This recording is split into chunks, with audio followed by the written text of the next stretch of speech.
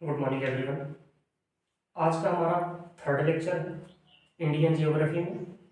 हम लोग आज चर्चा करेंगे, जैसा कि आपने थंबनेल में देखा ही है, भारत का समय जोन क्या है, टाइम जोन या टाइम कॉन्सेप्ट समझेंगे। तो आइए without any waste of time our lecture start करते हैं। समझिए टाइम कॉन्सेप्ट। देखिए, इसके लिए सबसे पहले आपको ग्लोब तो मेरे पास है नहीं, दिखा नहीं सकता हूँ, बट कल्पना करिए मैं बनाता हूँ थोड़ा। ये मान के चलिए ग्लोब बना हुआ है, इस पर लॉन्गिट्यूडनल लाइंस होती हैं जिसको देशांतरीय रेखाएं कहते हैं। कुछ ऐसे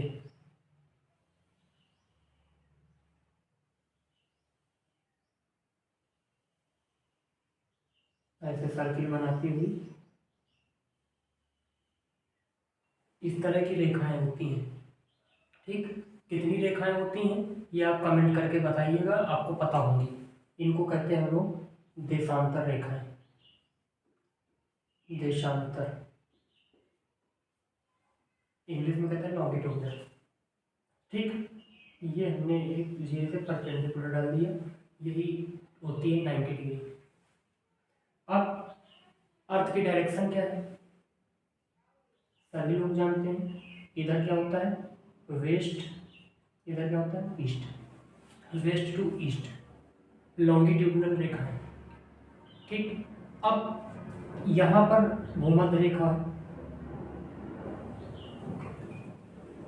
हम जानते हैं, जिसको कहते हैं भूमध्य रेखा को इक्वेटोरियल लाइन 0 डिग्री।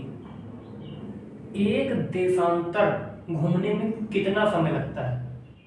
एक देशांतर माने 1 डिग्री चलने में।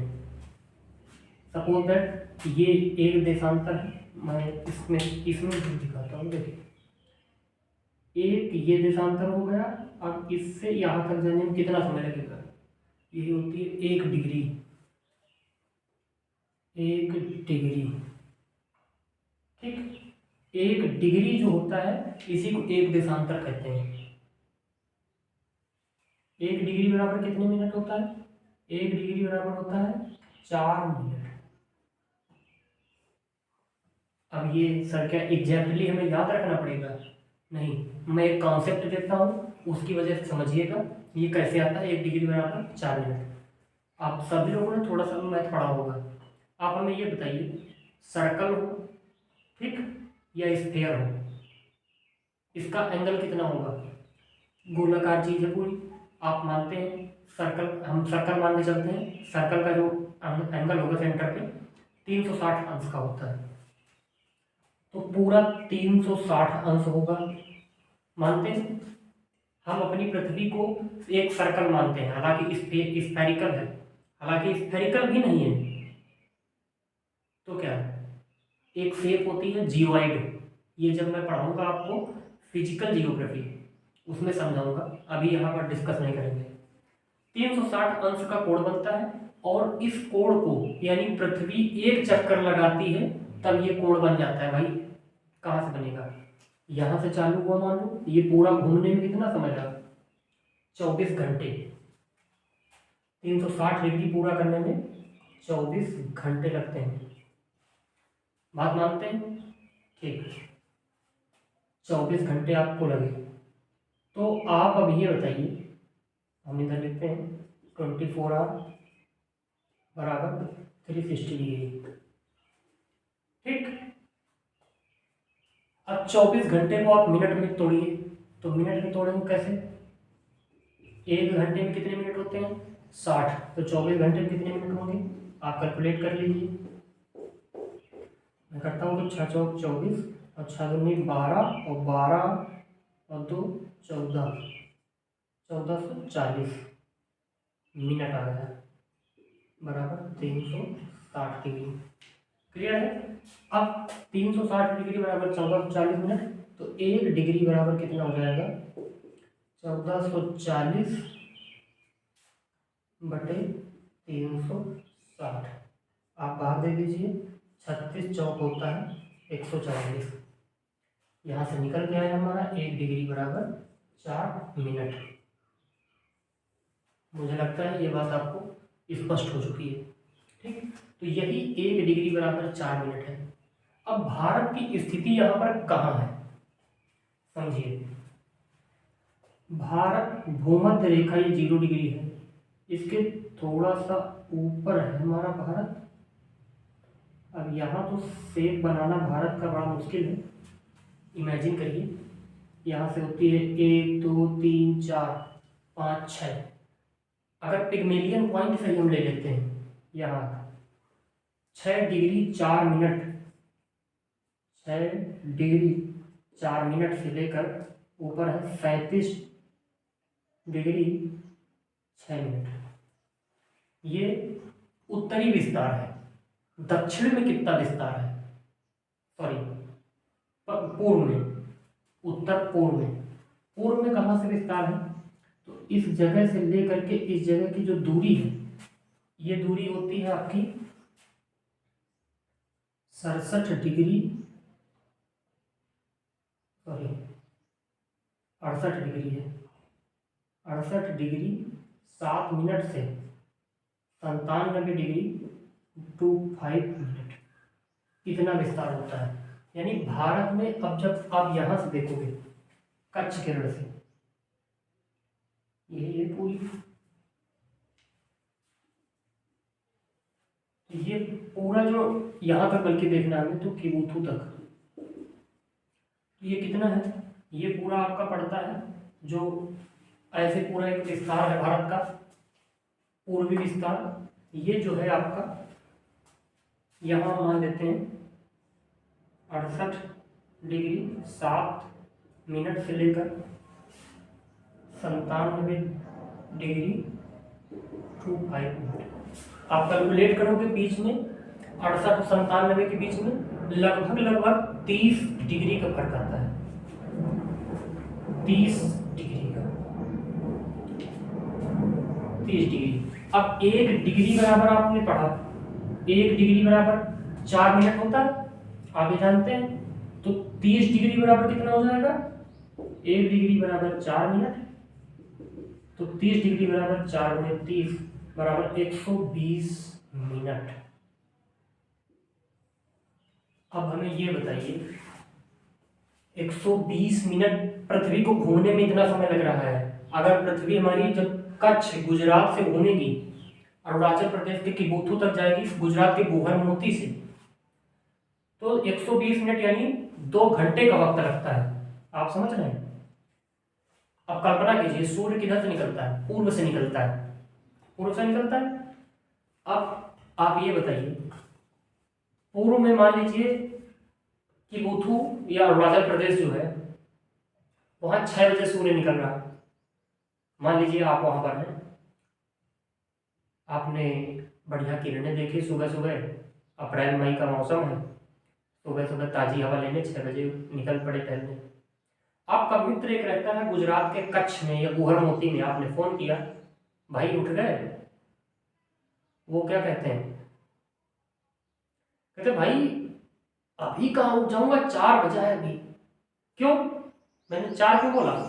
अगर यहाँ 6 बजा है तो यहाँ 4 बजेगा, क्योंकि समय के हिसाब से ये 2 घंटा पीछे है भाई साहब। आप देख पा रहे हैं, आपने ही निकाला है। क्यों? 120 मिनट का फासला है। इसीलिए बात चल रही थी कि भारत में 2 टाइम जोन बना दिए जाए। ये जो आपका चिकन नेक है, जिसको कहते हो मुर्गे खोपड़ी, यानी ईस्ट नॉर्थ ईस्ट रीजन जो है आपका, यहाँ से एक लाइन और निकाल दी जाए। लेकिन अभी कुछ ऐसा हुआ नहीं है, जब होगा तो बताएंगे आपको, ठीक। तो 2 घंटे का फर्क आता है। तो कहता हाँ अभी वहाँ अंधेरा है, सो जा कर। ये चीजें होती है, तो ये समय का फर्क होता है। ये है टाइम कॉन्सेप्ट। बात आपकी समझ में आ गई। फिर बात आई, सर टाइम जोन तो इस हिसाब से 15 डिग्री पे एक बनता है टाइम जोन, यहाँ तो 30 डिग्री का फर्क है, फिर भी कोई टाइम जोन एक ही है हमारा। अब मान लो अरुणाचल प्रदेश में है, आपकी कोई है, मान लीजिए आपके कोई मित्र है, उनकी शादी है, आपके पास कार्ड आया था कि 8 बजे बारात निकलेगी हमारे निवास स्थान से। अरुणाचल प्रदेश की बात कर रहा हूँ, गुजरात में आप रहते हैं। आपने कहा ठीक मैं पहुंच जाऊंगा। आपको 8 बजे पहुंचना था, आप रात में 10 बजे पहुंच रहे हो। भाई आप अपने हिसाब से निकलोगे ना वहां से, लेकिन यहाँ तो लेट हो गए ना, यहाँ 2-2 घंटे का फर्क है। तो पता चला लो बारात तो वहां पहुंच चुकी, सब हो चुका काम। अब ना तुमको जाने का रास्ता पता ना कुछ पता, तुम घर में बैठो। ठीक, तो ये कंसेप्ट है टाइम जानने का। उम्मीद है आपको ये समझ में आ रहा होगा। ये भारत का कंसेप्ट है। हालांकि जब विश्व का पढ़ाऊंगा बहुत मजा आएगा। अमेरिका का टाइम, जापान का टाइम, चाइना का टाइम, रूस का टाइम, यूरोप इंग्लैंड का टाइम, बहुत मजेदार चीजें होती हैं, पढ़ाएंगे आपको। तो ये चीज क्लियर है। अब एक होती है मानक समय रेखा, ग्रीनविच मीन टाइम। वह जो है वह कहाँ से गुजरती है भारत में? भाई ये बात जानने वाली है। तो 30 अंश का जब फर्क होता है, टाइम जोन आप डिसाइड करिए।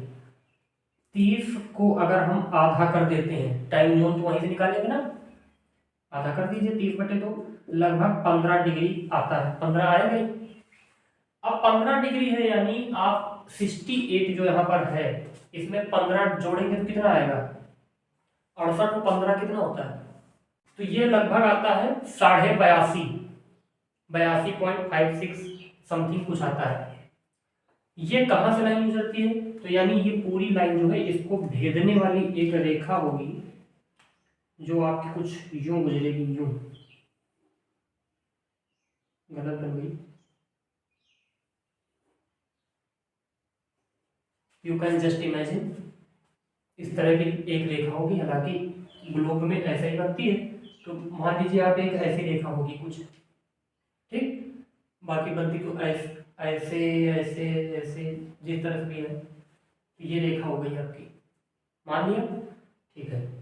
अब सवाल ये उठता है, ये भारत में कहां कहां से होकर के गुजरती है? भाई ये भी तो मानने वाली बात है। और फिर हमने कहां का समय लिया है? तो पहले तो हम बता देते हैं, ये उत्तर प्रदेश में, उत्तर प्रदेश के इलाहाबाद, हालांकि अब जिसका नाम प्रयागराज हो चुका है, वहां के नैनी नामक जिले से गुजरती है। मैं मानचित्र में आपको दर्शाने का प्रयास करता हूँ। ये आपका उत्तर प्रदेश है, मान लीजिए, ठीक। ये हमारा उत्तर प्रदेश है, सीमा हालांकि ये बनाता है। अब ये मत कहना कि ऐसा, यहाँ पर आप मान लीजिए, अभी मैं वो नहीं बता रहा हूँ, सिर्फ नैनी दिखाना चाहता हूँ। बाकी ये पूरी सीमा यहाँ से मिलती है, उत्तराखंड और नेपाल से, हालांकि हिमाचल प्रदेश से भी मिलाते हैं। तो ये आपका पड़ता है यहाँ पर इलाहाबाद में नैनी, नैनी प्रयागराज में, उत्तर प्रदेश के नैनी से गुजरती है। और यहीं से जो आपका 82.5 डिग्री गुजरा है, इसका नाम आप लिख लीजिए 82.5 डिग्री। ये किन किन राज्यों से होकर के गुजरती है? तो आप जानते हैं, उत्तर प्रदेश से गुजरती है। उत्तर प्रदेश के बाद मध्य प्रदेश, मामा जी का शहर। मध्य प्रदेश के बाद इसका जो भाई एक अलग हुआ था, जिसका नाम है छत्तीसगढ़, छत्तीसगढ़ से गुजरती है।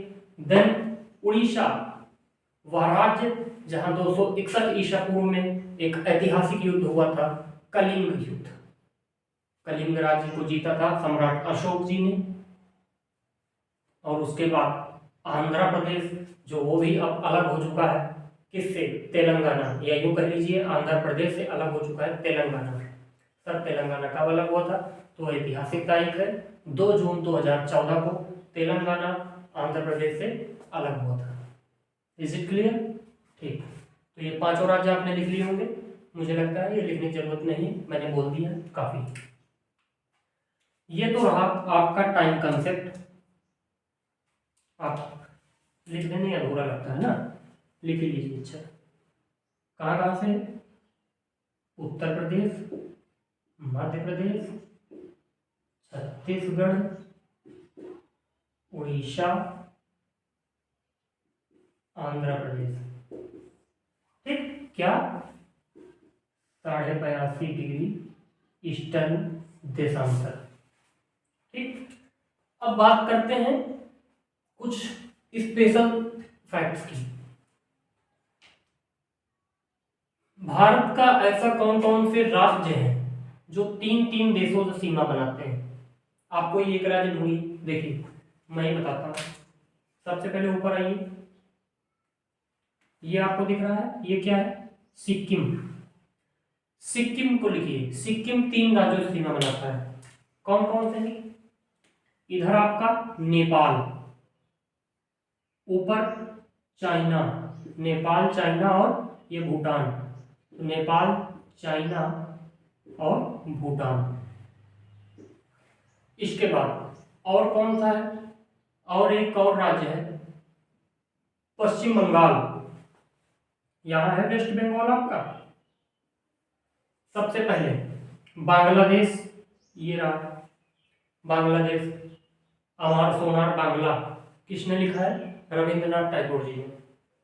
वेस्ट बंगाल, वेस्ट बंगाल के ऊपर थोड़ा सा आइए, यहां पर भी है। आप ये मत समझिएगा बंगाल नहीं है, बंगाल का जो एक्सपेंशन है वो कुछ ऐसे है। तो नेपाल से भी बंगाल की सीमा लगती है, आप मानचित्र में अपने देखिए, हमारा इतना एक्यूरेट नहीं है। और भूटान से भी लगती है, तो आप लिख लीजिए वेस्ट बंगाल की सीमा बांग्लादेश से लगती है, नेपाल से लगती है और भूटान से भी लगती है। तीन देशों से लगा, तीन तीन देशों से मिलाते हैं। पहले था जम्मू कश्मीर, जब एक ही में था। अब जम्मू कश्मीर अलग अलग हो चुका है, लद्दाख अलग हो गया है। अब यहाँ जम्मू ऊपर है, लद्दाख नीचे है। तो आप कैसे कह सकते, सॉरी, जम्मू यहाँ है, जम्मू कश्मीर लद्दाख ऊपर है। अब यहाँ से हिंदू का पर्वत निकल गया है, तो लद्दाख तो मिलेगा नहीं। लद्दाख अफगानिस्तान से मिलेगा, चाइना से मिलेगा। जम्मू कश्मीर अफगानिस्तान से मिलेगा और पाकिस्तान से, लेकिन चाइना से नहीं मिलेगा। इस वजह से दो कंट्री हमारे पास, ऐसे दो राज्य ऐसे हैं, स्टेट, जो तीन तीन देशों से सीमा लगाते हैं। आई होप आपको ये भी क्लियर होगा। कुछ स्टैटिक फैक्ट्स हैं, आप लिख लीजिए। भारत का सर्वाधिक जनसंख्या वाला राज्य, हमें गर्व है, हम जहां से हैं, देखिए उत्तर प्रदेश, सर्वाधिक जनसंख्या वाला। दूसरा फैक्ट, भारत का, अगर क्रम में पूछ ले, क्योंकि एक तो नहीं पूछता है, अब बड़ी परीक्षाएं आप देते हैं, तो लिख लीजिए शुरुआत के दो तीन, उत्तर प्रदेश, उत्तर प्रदेश से छोटा आता है आपका महाराष्ट्र, आमची मुंबई वाला। महाराष्ट्र के बाद आपका आता है कौन सा? महाराष्ट्र के बाद जनसंख्या सबसे ज्यादा किसकी है, बता सकते हैं आप? बिहार, बिहार हो गया, ठीक। बिहार एक और कंट्री होती है। इसके बाद आप लिख लीजिए आंध्र प्रदेश, आंध्र प्रदेश। ये जनसंख्या में बता रहा हूं, क्षेत्रफल में नहीं। चौथा कंट्री मेरे को ध्यान नहीं आ रहा है, वो है, आप उसको लिख लीजिएगा देखकर, ठीक। ये पॉपुलेशन में। अगर एरिया में बात करें, एरिया में मेरे ख्याल से राजस्थान ही है यहाँ पर, फिर भी आप एक बार चेक कर लेना। ये था पॉपुलेशन में। एरिया में आप लिखेंगे, एरिया में सबसे पहले है राजस्थान, उसके बाद राजस्थान के बाद कौन सा आता है आपका? मध्य प्रदेश, मध्य प्रदेश के बाद आता है महाराष्ट्र। ये तीन राज्य आप लिख लेंगे, क्षेत्रफल में बड़े हैं।